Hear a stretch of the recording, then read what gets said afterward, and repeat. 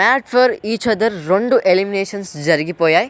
So ఆ 2 eliminations ఎవరు, so దానికి కారణాలు ఏంటి, సో షో స్టార్ట్ అయిందే నిన్న బట్ ఎలిమినేషన్స్ కూడా జరిగిపోయాయని చెప్తున్నాను. సో ఎలా జరిగాయి ఏంటి అనే దాని గురించి ఈ వీడియో ఉండబోతుంది. సో ఎక్కడ కూడా స్కిప్ చేయకుండా ఎండ్ వరకు చూడండి. అందరికీ నమస్కారం, welcome to my channel Sneha tech 9. కొత్తగా ఎవరైనా ఛానల్ చూస్తున్నట్లయితే ఛానల్ సబ్స్క్రైబ్ చేసుకొని బెల్ ఐకాన్ ప్రెస్ చేసుకోండి. ఈరోజు మన వీడియో వచ్చేసరికి mat for each other updates గురించే ఉండబోతున్నాయి. సో మ్యాట్ ఫర్ ఈచ్ అదర్లో 10 జంటలు రావడం జరిగింది. ఆల్రెడీ నిన్న గ్రాండ్ లాంచ్ స్టార్ట్ అయిపోయింది, రోజు కూడా ప్రసారం కాబోతుంది. బట్ ఎలిమినేషన్స్ జరిగిపోయాయని నేను చెప్తున్నాను కదా. సో ఎలా జరిగిపోతాయి, స్టార్ట్ అయిందే నిన్న, ఎలా జరుగుతాయి అంటే షో ఫార్మాట్ ప్రకారం అయితే వారానికి ఒక ఎలిమినేషన్ జరగాలి. బట్ ఏమైంది అంటే అసలు మ్యాట్ ఫర్ ఈచ్ అదర్ స్టార్మాలో స్ట్రీమ్ చేయకూడదు అని వాళ్ళు అనుకున్నారో తెలియదు, కానీ ఆల్రెడీ 3 వీక్స్ ఆల్రెడీ అయిపోయింది. Made for each other show already 3 weeks గడిచిపోయింది. గడిచిపోయిన 3 వీక్స్ని ఇప్పుడు వాళ్ళు కవర్ చేస్తున్నారు. కానీ సో ఇట్లాంటి చేయడం అనేది నాకు నిజంగా నచ్చలేదు యాక్చువల్గా. ఎందుకనంటే ఇట్లాంటి లీక్స్ వస్తూనే ఉంటాయి, రోజు ఒక వీడియో చేస్తూనే ఉంటారు అందరూ. అట్లాంటప్పుడు ఆడియన్స్కి పెద్దగా ఇంట్రెస్టింగ్ అనిపించదు. ఎందుకంటే 3 వీక్స్ ముందు నిన్న అప్డేట్ రావడం చాలా ఈజీ, ఇంకా అట్లాంటి 3 వీక్స్ ముందు అప్డేట్స్ రావడం ఇంకా చాలా ఈజీ. సో అట్లాంటిది ఎందుకు mat for each other show ఇట్లా చేశారో నాకు అర్థం కాలేదు. సో 3 వీక్స్ ముందు ఉండడం వల్ల విన్నర్ కూడా పెద్దగా అసలు ఆశ్చర్యపోయే అంత లెవెల్లో ఉండదు, అంటే ఈగర్గా వెయిట్ చేసే అంత ఉండదు. ఆల్రెడీ 3 వీక్స్ అంటే మొన్న జరిగిపోయిందే, మనకు ఈజీగా బిగ్ బాస్లో లీక్స్ వస్తూనే ఉంటాయి. ఇది ఎంత చెప్పండి. సో అలా అయితే మనకు చాలా లీక్స్ రావడం జరిగింది. సో దీంట్లో మీ ఫేవరెట్ ఎవరో ఫస్ట్ ఆఫ్ ఆల్ కామెంట్ బాక్స్లో కామెంట్ చేయండి, దాని తర్వాత వీడియో చూడడానికి ట్రై చేయండి. సో ఫస్ట్ వీక్లో అయితే చాలా గొడవలు చాలా జరిగాయి. సో అటు నటరాజ్ మాస్టర్కి ప్లస్ హరిత హరీష్ గారికి ఇద్దరికి కూడా చాలా బిగ్ ఫైట్స్ అవుతున్నట్టుగా తెలుస్తుంది. సో ఫస్ట్ వీక్ ఎలిమినేషన్ అయితే హరిత హరీష్ గారు కావడం జరిగింది. సో దీనికి కారణాలు ఏంటి అంటే గేమ్ కొంచెం ఎక్కడో వెనుక పడ్డట్టుగా తెలుస్తుంది హరిత హరీష్ గారు.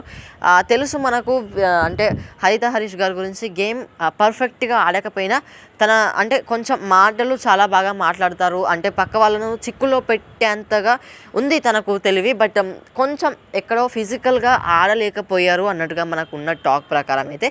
సో ఫిజికల్ గేమ్స్ పెట్టడం వల్ల హరిత హరీష్ గారు అయితే తన బెస్ట్ ఇవ్వలేకపోయారు. అండ్ కొంచెం టాకిటివ్ కాబట్టి ఎక్కడో అందరూ కూడా టార్గెట్ చేసినట్టుగానే కనిపిస్తుంది మనకైతే. టార్గెట్ అంటే తను చెప్పే దాన్ని బట్టి ఉంటుంది కాబట్టి డెఫినెట్లీ ఆ బేసిస్ మీద హరిత హరీష్ గారు అయితే ఎలిమినేట్ కావడం జరిగింది. బట్ వచ్చిన వారమే ఎలిమినేట్ కావడం అనేది కొంచెం బాధగానే అనిపించింది నాకు కూడా. ఫస్ట్ వీక్ తనైతే ఎలిమినేట్ అయిపోయాడు. అండ్ సెకండ్ వీక్ అయితే అసలు నేను చాలా షాక్ అయిపోయాను. ఎందుకంటే సరే హరిత హరీష్ గారు అంటే కొంచెం గేమ్స్లో వీక్ ఉన్నారేమో, తన ఏజ్ ప్రకారం కొంచెం పెద్దవారు కాబట్టి తనకు ఫిజికల్ గేమ్స్ అంతగా ఆడలేకపోవచ్చు. బట్ మిగతా ఉన్న వాళ్ళలో అసలు ఈ వీళ్ళు కొత్తగా పెళ్ళయింది కాబట్టి చాలా బాగా ఆడుతున్నారని నేను ఎక్స్పెక్ట్ చేశాను.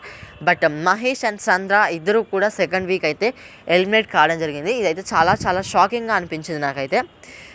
ఎందుకు అని అంటే వాళ్ళు న్యూగా మ్యారేజ్ కావడం జరిగింది.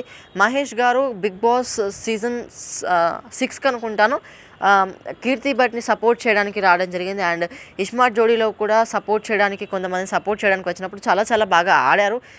మంచి ప్రూవ్డ్ కంటెస్టెంట్. తినని బిగ్ బాస్లో కూడా చూస్తామేమో అనుకున్నప్పుడు ఇట్లా సెకండ్ వీక్లోనే ఎలిమినేట్ కావడం అనేది చాలా బాధగా అనిపిస్తుంది నాకు యాక్చువల్గా. ఎందుకంటే చాలా బాగా ఆడతారు అన్నట్టుగా మనకు టాక్. సంద్ర గారు కూడా చాలా బాగా మంచి యాక్టర్స్, బాగా ఆడతారు. బట్ ఇక్కడ గేమ్ ప్రకారంగా కొన్నిసార్లు, ఎందుకంటే ప్రతి క్రికెటర్ కూడా ప్రతి బాల్ కూడా 6 కొట్టలేడండి. ఒకసారి 6 కొట్టచ్చు, ఒకసారి డక్అవుట్ కూడా కావచ్చు.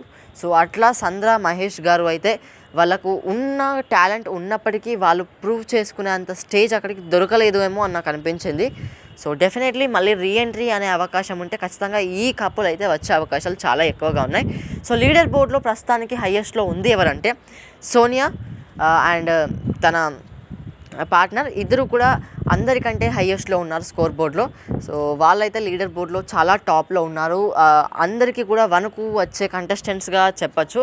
సెకండ్ ప్రియాంక అండ్ శివ్, వీళ్ళు ఎంత బాగా ఆడతారో తెలుసు. ప్రియాంక చాలా అంటే బిగ్ బాస్లోనే చూసాం, first captain Bigg Boss season 7లో first captain Priyanka. And Shiv గురించి మీ అందరికీ తెలుసు, చాలా బాడీ బిల్డర్, మంచి ఫిట్గా ఉంటాడు, బాగా వర్కౌట్స్ చేస్తూ ఉంటాడు. కాబట్టి ఫిజికల్ గేమ్స్ అనేవి తనకు అంత కష్టమేం కాదు.